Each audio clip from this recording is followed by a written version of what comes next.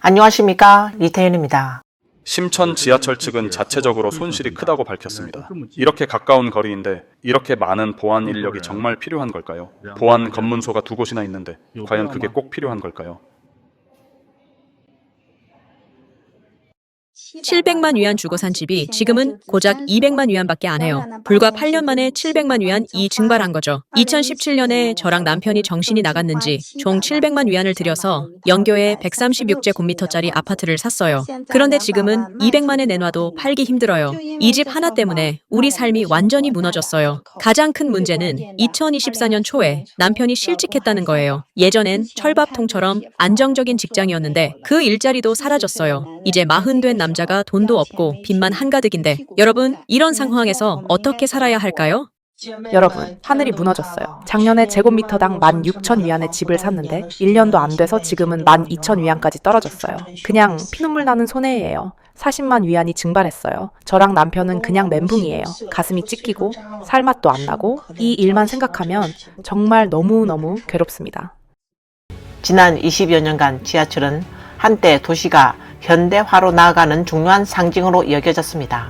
각 지방정부는 앞다투어 막대한 자금을 투입해 신규 노선 건설을 적극 추진하며 실적 경쟁에 나섰습니다. 하지만 해마다 적자가 누적되고 부채가 갈수록 쌓이면서 오늘날 지하철은 오히려 지방 재정에 큰 부담이 되는 존재로 전락하고 말았습니다. 이 사진을 보고 나서야 왜 북경 지하철이 적자인지 알겠더라고요. 출구 하나에 보안검문소가 7개나 있고요.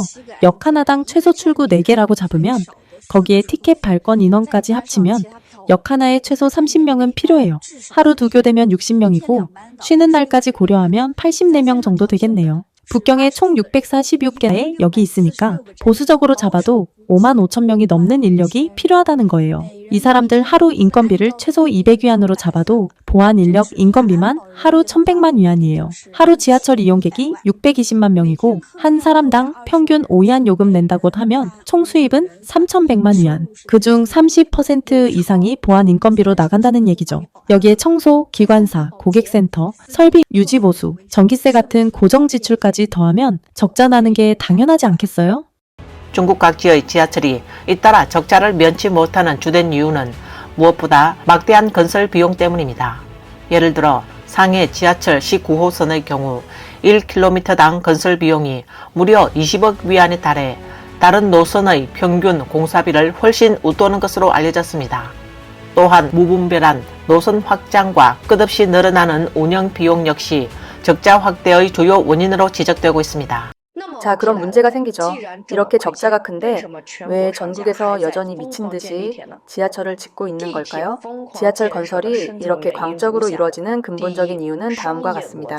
첫째, 교통이라는 상업 논리가 아니라 부동산 논리로 지하철을 유지하고 있기 때문이에요. 지난 20년 동안 지하철 회사들이 한 건 사실상 교통사업이 아니라 부동산 사업이었습니다.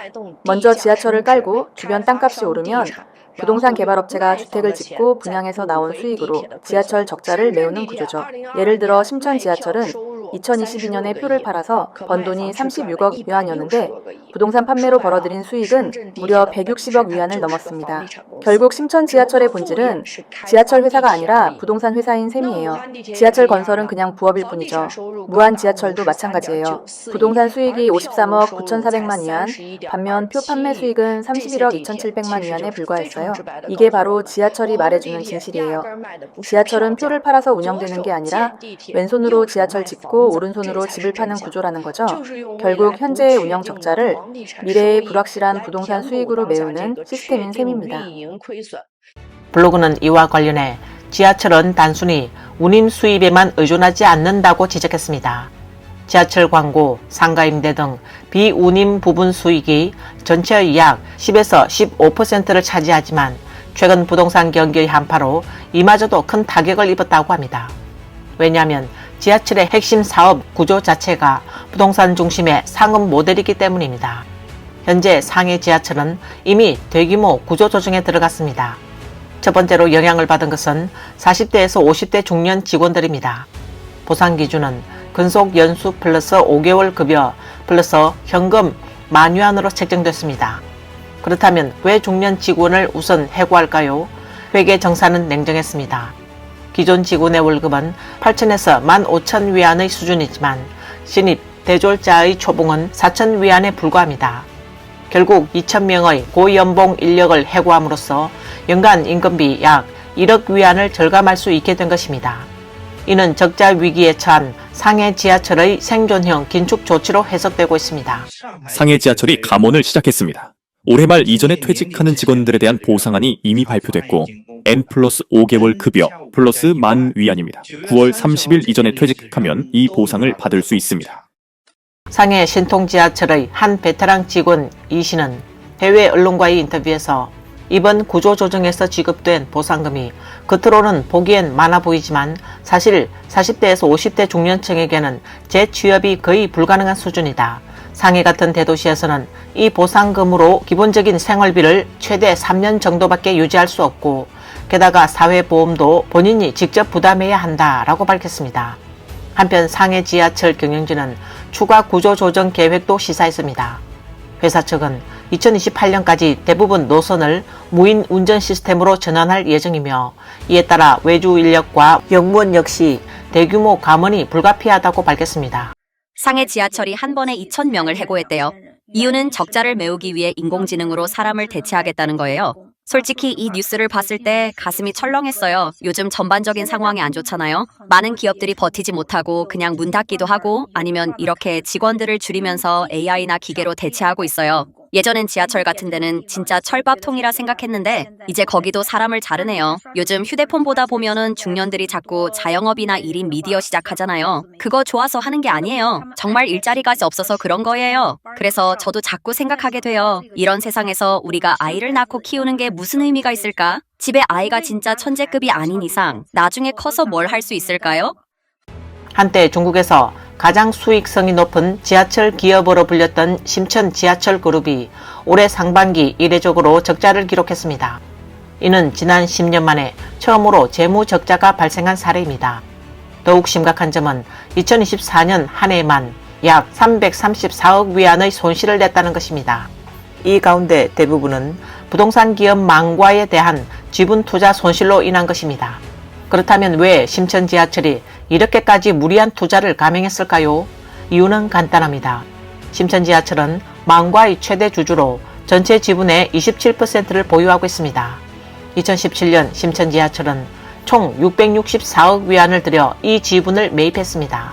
하지만 지금 망과가 파산 위기에 몰리면서 이 막대한 투자가 그대로 물거품이 될 가능성이 커지고 있습니다. 결국 심천 지하철은 호랑이 등에 올라탄 격이 되어버렸습니다. 이미 발을 들인 이상 물러설 수도 없고 결국 적자를 감수하며 망과의 혈세 수혈을 이어가는 처지에 놓였습니다. 집이 안 팔리니까 중국에서 제일 잘 나가던 지하철 회사를 1년 만에 말아먹었습니다. 5년 동안 번 이익을 단 한 해에 다 날려버렸습니다. 최근 심천 지하철 그룹이 발표한 공고에 따르면 작년 한 해 동안 무려 334억 6천만 위안 적자를 냈습니다. 근데 아세요? 2019년부터 2023년까지 5년 동안 번 순이익이 총 273억 위안이었습니다. 말 그대로 1년 만에 5년치 이익을 다 태운 거죠. 그럼 지하철에 사람이 안 타서 그런 걸까요? 아닙니다. 작년 심천 지하철의 연간 이용객 수는 31억 명이 넘었고 역대 최고치를 찍었습니다. 게다가 지하철뿐 아니라 철도 운영 같은 부수 사업도 하고 있어서 작년 총 매출은 130억 위안, 전년 대비 26.7%나 증가했습니다. 근데 왜 이렇게 적자가 났느냐? 바로 부동산, 그리고 만과 때문입니다. 2017년 심천 지하철 심철그룹은 무려 664억 위안을 들여 전 세계 부동산 산업 규모 1위의 만과그룹의 최대 주주가 됐고 지금도 만과 지분 27% 이상을 손에 쥐고 있습니다.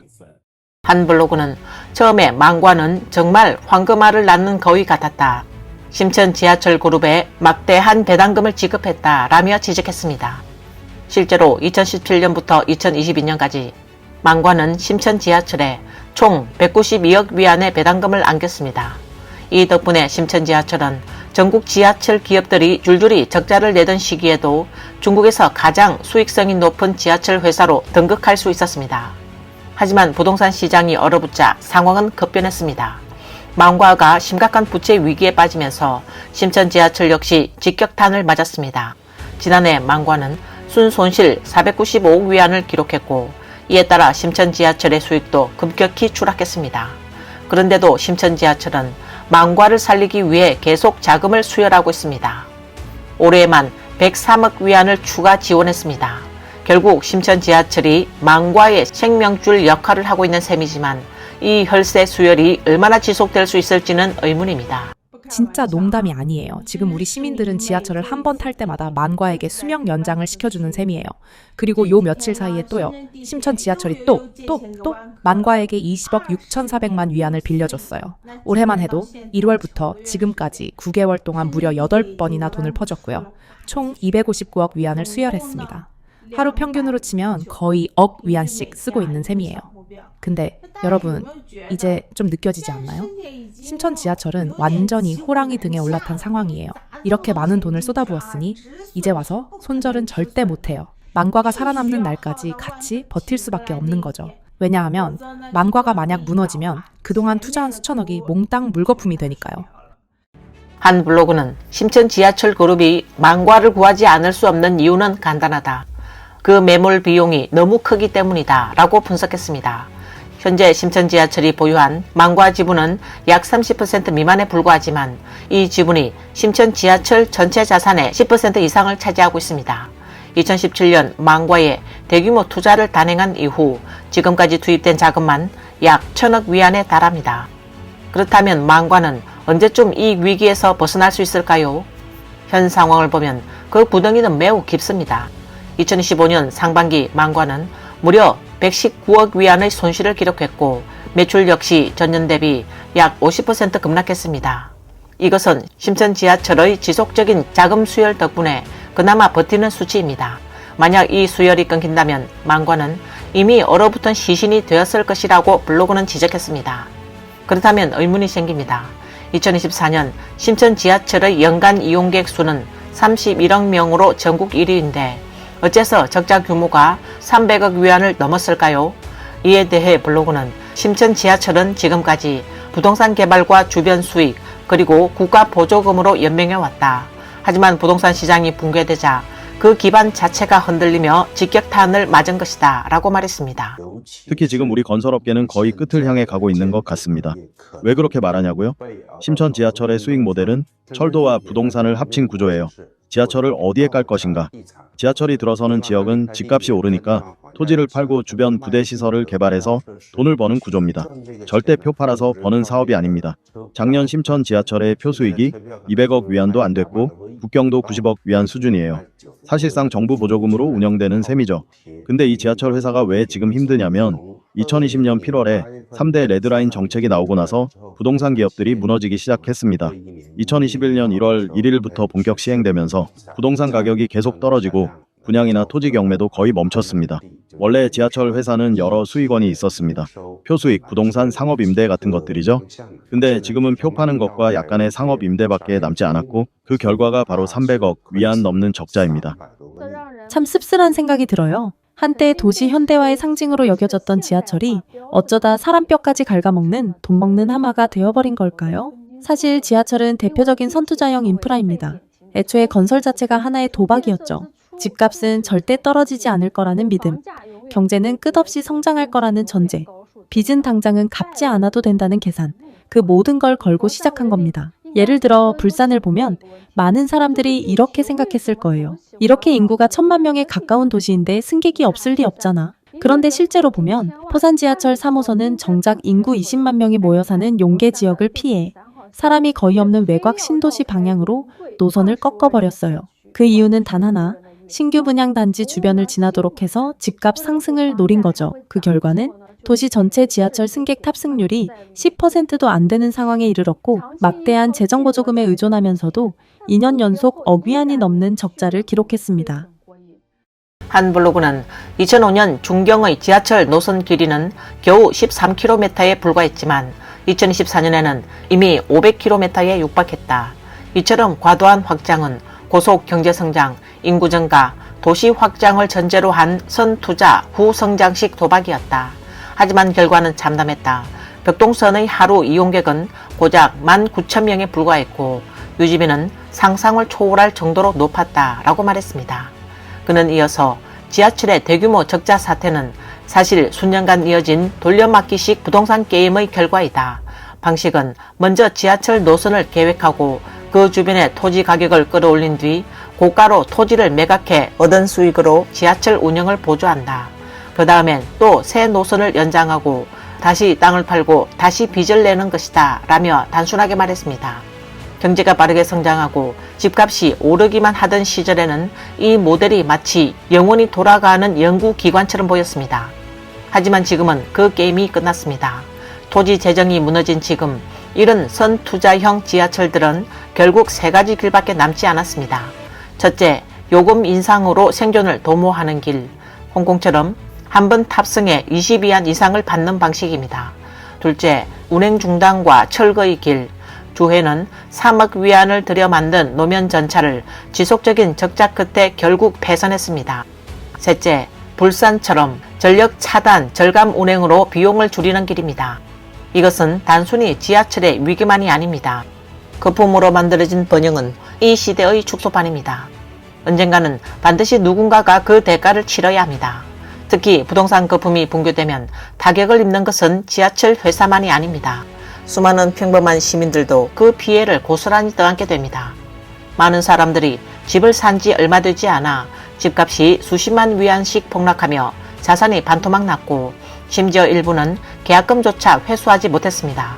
그들의 평생 저축은 단 하룻밤 만에 물거품으로 사라졌습니다. 2020년에 심천에서 집을 산 건 우리 인생에서 가장 잘못한 결정이었어요. 그 잘못된 결정 때문에 앞으로 20년을 더 고생해야 하게 됐습니다. 2020년 그때를 떠올리면 심천 집값이 하루가 다르게 오르던 시기였죠. 하루만 늦어도 10만에서 수십만 위안을 더 내야 할 것 같았어요. 그때 집을 샀을 땐 그렇게 행복했는데 지금은 그만큼 절망스럽고 숨이 막혀요. 살기 시작한 지 고작 5년인데 이미 200만 위안이 떨어졌습니다. 저와 남편은 시골 출신이에요. 배경도 없고 인맥도 자원도 없는 평범한 가정입니다. 도와주는 사람 하나 없이 매달 열심히 일해서 아끼고 또 아끼고 자주 새벽까지 야근하며 한 푼 두 푼 모은 피땀 어린 돈이었어요. 그런데 결국 우리는 공산당이 거둬가는 가장 잘 자란 부추가 되어버렸습니다. 저 집 팔았어요. 3년도 안 돼서 150만 위안 손해봤습니다. 6월쯤 매물을 내놨는데 우리 집은 방향도 좋고 층수도 괜찮고 그 당시에는 가장 비싸게 팔리던 조건이라 그 지역 평균 시세에 맞춰 가격을 올렸죠. 이 정도면 되겠지 싶었습니다. 그 다음엔 집 근처 크고 작은 부동산 중개소 10대 군데에 다 맡겼어요. 정말 다 올렸죠. 근데 작은 중개업체들 중엔 수법이 좀 거칠더라고요. 제가 제시한 가격보다 8만에서 10만 위안이나 낮게 매물 가격을 걸어두기도 했습니다. 사람들 관심 끌려고 유의명으로 그렇게 한 거죠. 근데 그렇게까지 했는데도요. 집을 보러 오는 사람은커녕 가격 문의조차도 없었습니다. 한 블로그는 결국 저는 집값을 내릴 수밖에 없었다. 그러자 조금씩 집을 보러 오는 사람들이 생겼고 마침내 거래가 성사되었다. 하지만 남은 돈을 계산해보니 은행 대출금을 갚고 나면 한 푼도 남지 않았다. 제가 집을 살 때 냈던 60만 위안의 계약금, 그동안 낸 40만 위안의 대출 상환금, 그리고 10만 위안의 인테리어 비용까지 모두 합쳐 115만 위안, 전부 물거품이 되어버렸다. 그는 집을 팔아 손실을 막았으니 원래는 기뻐해야 하는 게 맞다. 그러나 전혀 기쁘지가 않다. 오히려 씁쓸하고 허탈하고 가슴 한켠이 텅 빈 기분이다 라고 덧붙였습니다. 오늘 뉴스는 여기까지입니다. 시청해 주셔서 감사합니다.